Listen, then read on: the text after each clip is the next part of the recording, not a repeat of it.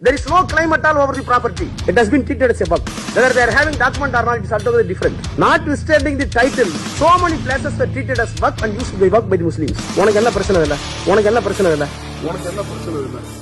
வேலூர் மாவட்டம் காட்டுக்கொள்ளை கிராமத்தில் 4 தலைமுறைகளாக வசித்து வந்த 150 இந்து குடும்பங்களின் இடத்துக்கு சொந்தம் கொண்டாடும் வக்ஃபு வாரியம். திருச்செந்துறை கிராமம் பொதுமக்கள் சார்பா நான் பேசுறேன். இப்போ வக்ஃப் போர்டு வாரியத்துல தடைமனு கொடுத்திருக்காங்க. இந்த இடத்துல பழையப்பேட்டையில சுமாராக ஒரு 1000 வீடு 1500 வீடுகள் இருந்து வருகிறது. இந்த 1500 வீடுகள்ல கிட்டத்தட்ட 1500 வீடுகள் வக்ஃபுக்கு சொந்தம்னு சொல்லி போராடிக்கிட்டு இருக்காங்க. இந்த 150 குடும்பத்துக்கு மட்டும் தனிப்பட வீட்டுகளுக்கு எல்லாருக்குமே நோட்டீஸ் அனுப்பியிருக்காங்க. அதனால நாங்க போய் ஒரு இடத்த நாங்க விற்க போகும்போது எங்க இடத்த விற்க முடியாது அது மாதிரி அவங்க சொன்னாங்க. வக்ஃப் போர்டுல இருந்து பிளாக் பண்ணுங்க, நீங்க வக்ஃப் போர்டுல இருந்து தடையில சான்று வாங்கிட்டு வான்னு சொல்றாங்க.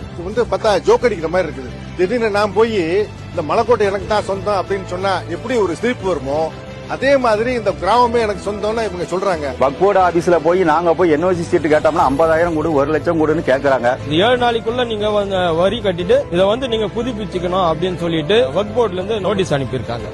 வந்து தொந்தரவு பண்ணுவாங்க, ரூபாய் கொடுங்கன்னு கேட்காங்க. வக்ஃப் போர்டு வாரியத்துக்கு 2-3 மிரட்டலோட எங்களை திட்டம் பண்ணிட்டு இருக்காங்க.